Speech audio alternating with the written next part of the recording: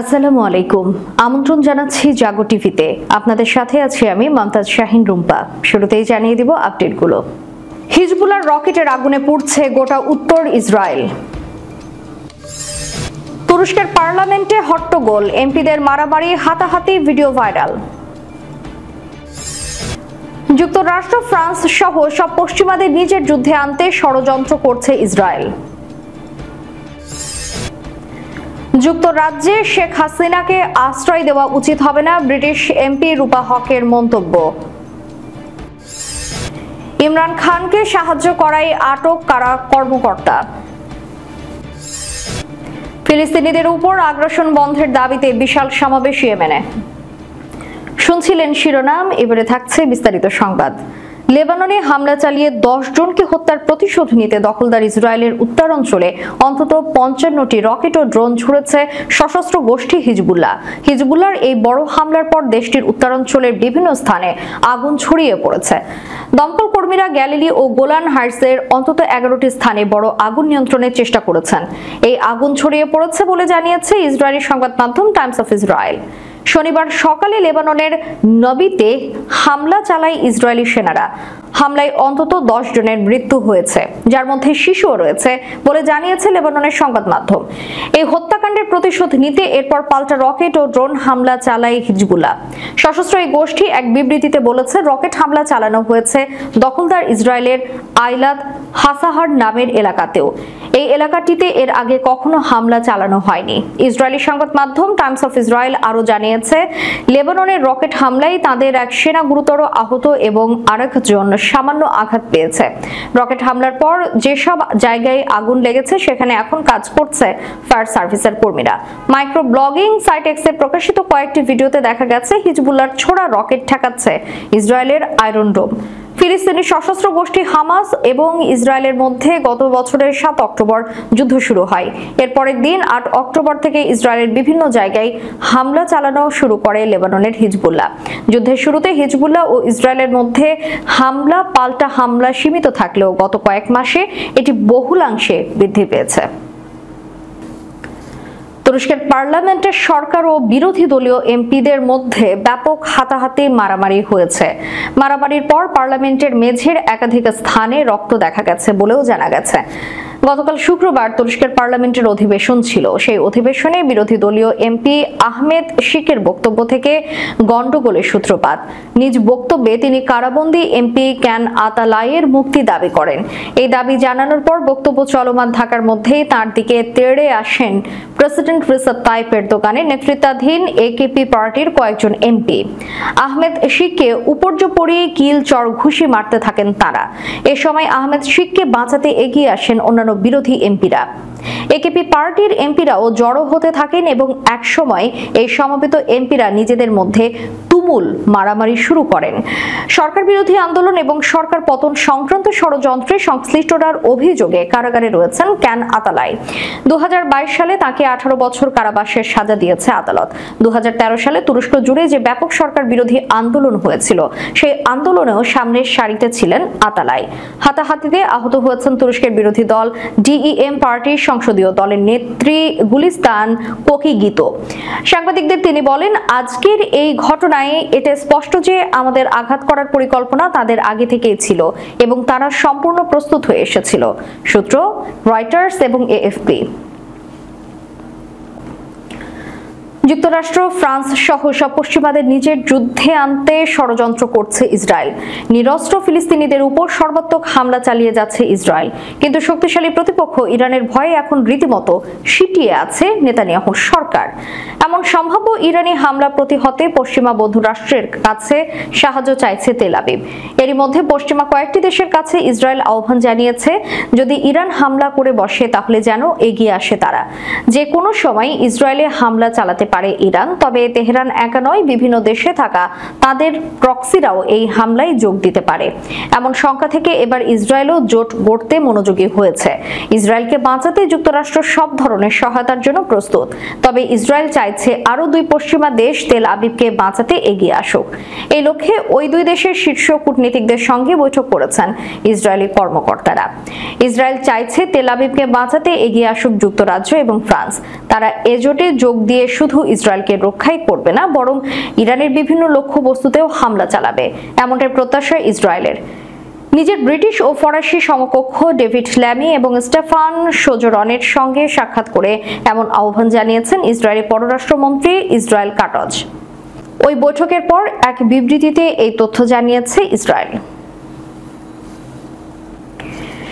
এদিকে ছাত্র জনতার 23 দিনের নজিরবিহীন আন্দোলনে প্রধানমন্ত্রীর পদ থেকে ইস্তফা দিয়ে গত 5ই আগস্ট ভারতে পালিয়ে যান শেখ হাসিনা।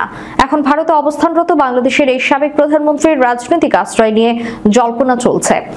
এক্ষেত্রে যে দেশটি নিয়ে সবচেয়ে বেশি আলোচনা চলছে তা হলো যুক্তরাজ্য।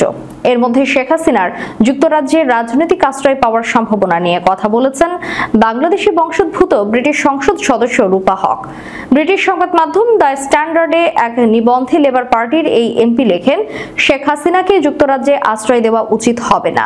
তিনি লিখেছেন, বাংলাদেশ কতটা বিশৃঙ্খল ছিল তা নিয়ে গান গেয়েছিলেন জর্জ হ্যারিসন। গত সপ্তাহে তিনি আবার সঠিক প্রমাণিত হলেন। সেই সঙ্গে ইরাকের বিখ্যাত নেতা সাদ্দাম হোসেনের ক্ষমতাচ্যুতির মতো ঘটনার প্রতিফলনও দেখা গেছে। জাতির পিতা বলে ঘোষিত বঙ্গবন্ধু শেখ মুজিবুর রহমানের ভাস্কর্য মুড়িয়ে দেওয়া হলো, পুষ্পতুল পোড়ানো হলো, যা ঢাকা থেকে টাওয়ার হ্যামলেট পর্যন্ত ছড়িয়ে পড়েছিল। ছাত্র আন্দোলনের মুখে শেখ হাসিনার পতনকে তিয়ানআনমেন স্কোয়ারের সঙ্গে তুলনা করে রূপা হক লিখেছেন, স্বৈরাচারী কন্যা শেখ হাসিনা দেশটির আয়ুষ্কালের বড় অংশই শাসন করেছেন। বাংলাদেশের অধিকাংশ মানুষ মনে করে শেখ হাসিনা শুধু শাড়ি পরা একজন বৃদ্ধাই নন, বর্বর শাসকও। সারা দেশে জ্বালাও পোড়াইয়ের মাধ্যমে তিনি ভারতে নির্বাসিত হন। বেশ কয়েকটি মামলায় বর্তমানে কারাভোগ করছেন পাকিস্তানের সাবেক প্রধানমন্ত্রী ইমরান খান। তবে কারাবাসের সময় তাকে সহায়তা করার অভিযোগে এবার আটক করা হয়েছে আদিয়ালা জেলের একজন সাবেক ডেপুটি সুপারিনটেন্ডেন্ট এবং একজন জেল সহকারীকে। কারাগারের অভ্যন্তরে ক্ষমতার অপব্যবহারের অভিযোগে আটক করা হয়েছে ডেপুটি সুপারিনটেন্ডেন্টকে। এই ব্যাপারে আরো কয়েকজন কারা কর্মচারীর জড়িত থাকার বিষয়ে তদন্ত শুরু করেছে কর্তৃপক্ষ। শামা টিভি তাদের সূত্রের বরাত দিয়ে এক প্রতিবেদনে বলেছে, সাবেক ডেপুটি সুপারিনটেন্ডেন্ট জাফর ও জেল সহকারী নাজিম কারাভোগের সময় সাবেক প্রধানমন্ত্রীকে অননুমোদিত সুযোগ সুবিধা প্রদান করেছে, যে অভিযোগের প্রেক্ষিতে তাদের আটক করা হয়েছে। এদিকে অন্য আরেক সাবেক ডেপুটি সুপারিনটেন্ডেন্ট মোহাম্মদ আকরামের দেওয়া তথ্যের ভিত্তিতে আরো 6 কর্মচারীর বিরুদ্ধে তদন্ত চলছে। এই 6 কর্মচারী আকরামের সঙ্গে ঘনিষ্ঠভাবে জড়িত বলে জানা গেছে, কেননা আকরাম বিভিন্ন মেয়াদে 15 বছর আদিয়ালা কারাগারে দায়িত্ব পালন করেছিলেন। এ সময় কারাগারের নিয়ম লঙ্ঘন করে ইমরান খানকে মোবাইল ফোন অ্যাক্সেসের সুবিধা দিয়েছেন তিনি। বৃহস্পতিবার স্বাধীনতা দিবস পালন হয়েছে অধিকৃত জম্মু ও কাশ্মীরে। আর তার পরদিন শুক্রবারই জাতীয় নির্বাচন কমিশন বিধানসভা নির্বাচনের তফসিল ঘোষণা করেছে। ফলে আরো একবার উৎসব পালনের প্রস্তুতি শুরু করে দিয়েছে ভূস্বর্গ। এই উৎসব প্রায় 1 দশক বাদে নিজেদের বিধায়ক বেছে নেয়ার, এই উৎসব নিজেদের সরকার নির্ধারণ করার। এখন প্রশ্ন আসন্ন বিধানসভা ভোটে কি বিজেপিকে রুখতে জোট বাঁধবে এনসি-পিডিপির মতবিরোধী রাজনৈতিক দলগুলো? গতকাল মুখ্য নির্বাচন কমিশনার রাজীব কুমার ঘোষণা করেন, এবার কাশ্মীরে ভোট হবে 3 দফায়। ভোট গ্রহণ 18 সেপ্টেম্বর, 25 সেপ্টেম্বর এবং 1 অক্টোবর। ফলাফল জানা যাবে 4 অক্টোবর। এই নির্ঘণ্ট জানার পরেই খুশির হাওয়া বইতে শুরু করে ভূস্বর্গে। আসন্ন বিধানসভা নির্বাচনে লড়াই করতে কতটা তৈরি দলগুলো? কয়েকদিন আগে ন্যাশনাল কনফারেন্স সহ সভাপতি তথা প্রাক্তন মুখ্যমন্ত্রী ওমর আব্দুল্লাহ জানিয়ে দিয়েছিলেন যে বিধানসভা নির্বাচনে অংশ নেবেন না যতদিন না পূর্ণাঙ্গ রাজ্যের মর্যাদা ফেরত পাচ্ছে জম্মু কাশ্মীর। ততদিন প্রতিবাদ স্বরূপ নির্বাচনী প্রক্রিয়া থেকে নিজেকে দূরে রাখার সিদ্ধান্ত নিয়েছিলেন তিনি। ফলে বাধ্য হয়ে ফারুক আব্দুল্লাহকে ঘোষণা করতে হয় যে তিনি নির্বাচনে অংশ নেবেন। এতদিন কিছু না বললেও নির্বাচন ঘোষণা হওয়ার পর থেকেই তার উপর চাপ বাড়াতে শুরু করেছেন এনসি কর্মী সমর্থকরা। ফলে বাধ্য হয়ে সিদ্ধান্ত পুনর্বিবেচনা করতে বাধ্য হচ্ছেন ওমর। তিনি জানিয়েছেন, আমি এখনো নিজের সিদ্ধান্তে অনড়, কিন্তু দলের ভিতরে চাপ বাড়ছে। আমি নির্বাচনে অংশ না নিলে বাবাকে লড়তে হবে। তার শরীরটা ভালো নেই, তাই কর্মী সমর্থকরা চাইছেন আমি নির্বাচনে লড়ি। দেখা যাক, এখনো চূড়ান্ত সিদ্ধান্ত নেইনি। ওমরের মতোই 370 পুনর্বহাল না হওয়া পর্যন্ত নির্বাচনে অংশ না নেওয়ার ঘোষণা করেছিলেন জম্মু কাশ্মীরের আরেক প্রাক্তন মুখ্যমন্ত্রী মেহবুবা মুফতি। পিডিপি সভানেত্রী সেই সিদ্ধান্তে অনড় থাকবেন নাকি ওমরের মতো সিদ্ধান্ত পুনর্বিবেচনা করবেন তা এখনো পরিষ্কার নয়। তবে তার দলের মুখপাত্র সুহেল বুখারী বুখারী বলেছেন, তাকে বোঝানোর চেষ্টা চলছে, তবে উনি যদি নির্বাচনে অংশ নাও নেন, প্রার্থীদের হয়ে প্রচার তো করবেনই, আমরা তৈরি। শেষ করার পূর্বে সংবাদ শিরোনামগুলো জানিয়ে দিব আরো একবার। হিজবুল্লাহর রকেটের আগুনে পুড়ছে গোটা উত্তর ইসরায়েল।